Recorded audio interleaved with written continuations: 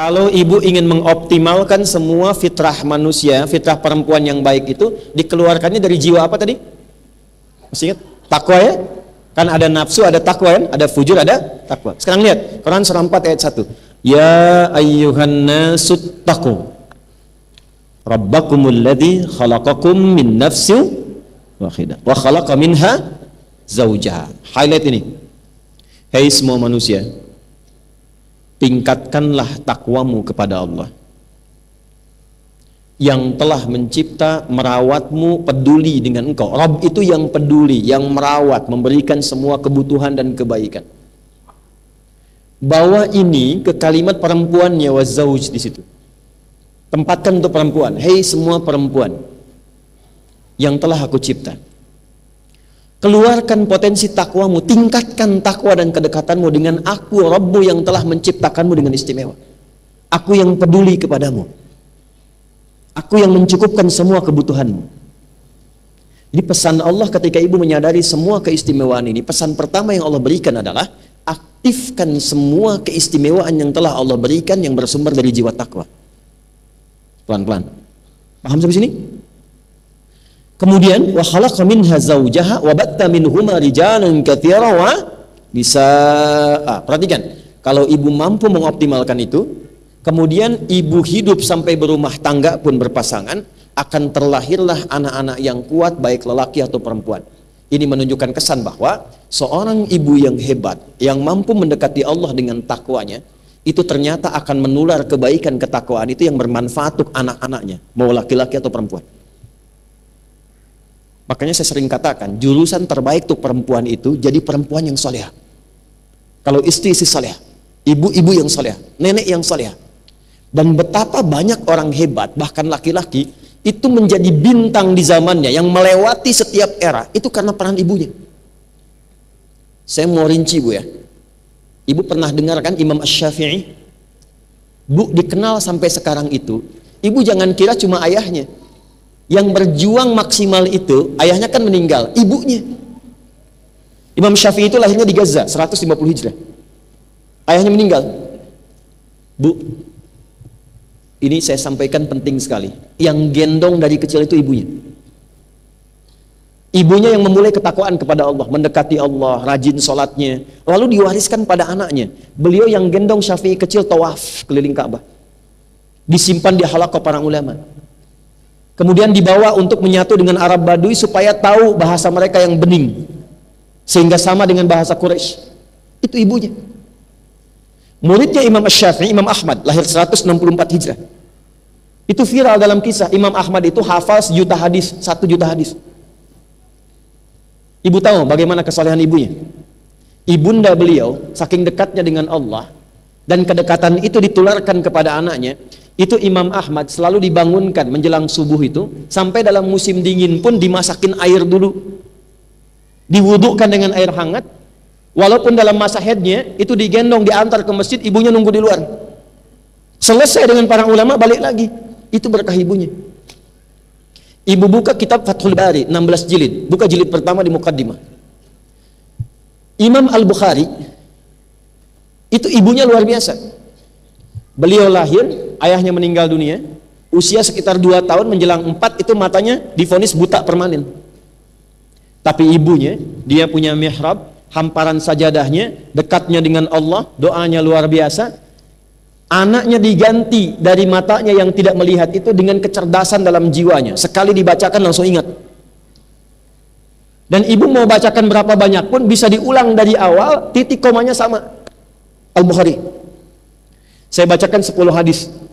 Misal, jangan saya lah, ulama Irak ngundang Al-Bukhari, dibacakan 10 hadis diacak bu. Sanadnya diacak, orang-orangnya diacak, kemudian setiap orang itu menyampaikan 10 ulama, satu orang ulama nguji dengan 10 hadis diacak semua, dari orangnya sampai isinya. Begitu yang pertama mengatakan, coba hadis ini benar atau enggak, tolong urutkan. Kata Imam Al-Bukhari, selesaikan dulu 10-10-nya supaya langsung saya jawab. Begitu sudah 100, diurutkan dari yang pertama sampai yang terakhir, hadisnya disebutkan, urutannya ini salah, yang benar begini, yang ini salah tempat, yang benar di sini, yang ini di sini, sampai ujungnya Al-Bukhari. Itu ibunya. Tapi yang mau saya cerita, saat usia 4 menjelang 5 tahun, dibawa ke kutab, tempat belajar awal waktu itu disebut dengan kutab namanya, untuk ngaji Quran. Itu begitu mengaji ke depan, level-level beliau itu sudah tinggi-tinggi semua, sudah senior. Cuma beliau yang kecil, dituntun oleh asistennya dari ibunya. Begitu sampai di tempat belajar, itu gurunya membacakan surat Qaf.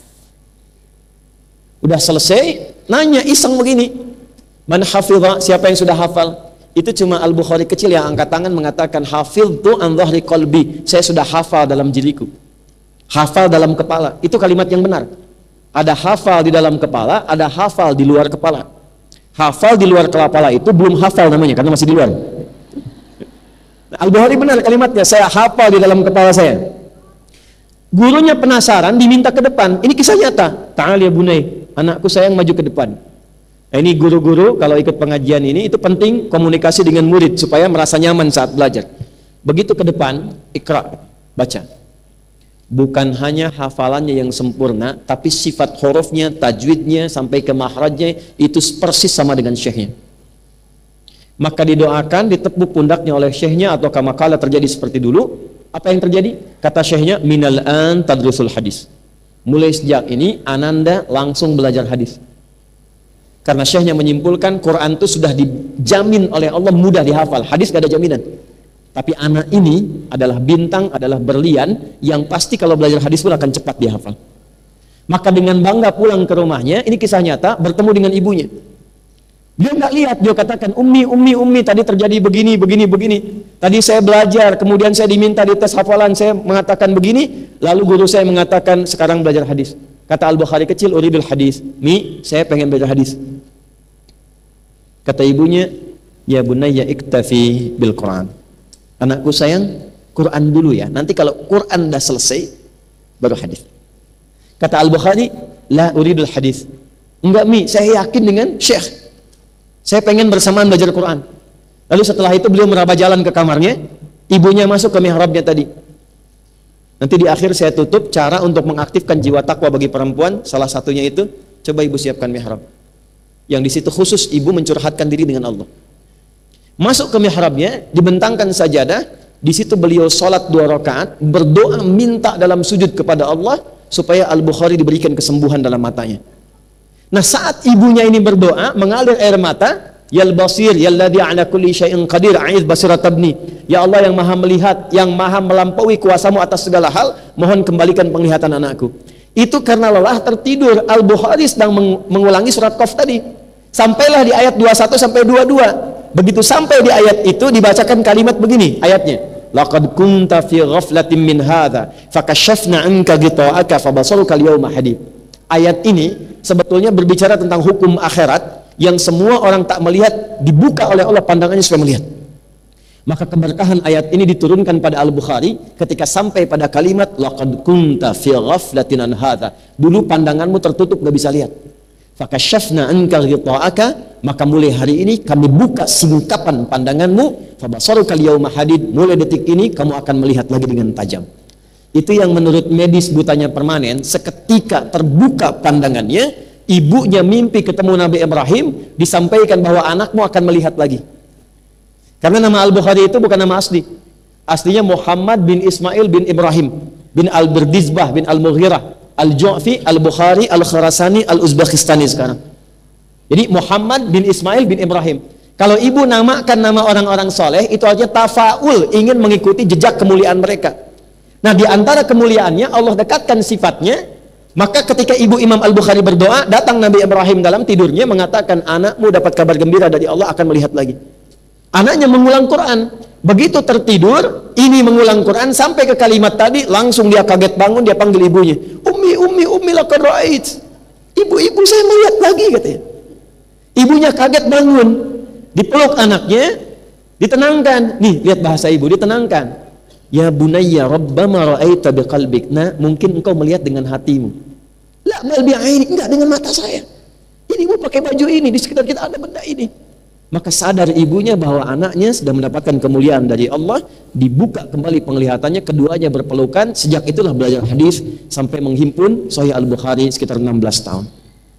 Itu ibunya. Nah, maka ayat ini ingin mengatakan, duhai para ibu, aku telah ciptakan engkau istimewa, kata Allah. ada hal-hal yang baik dalam dirimu, maka keluarkan, explore itu dengan jiwa takwamu, supaya terlahir keturunan-keturunan yang hebat. Kalau perempuan dia afiat, kalau laki-laki dia kuat dalam kebaikan.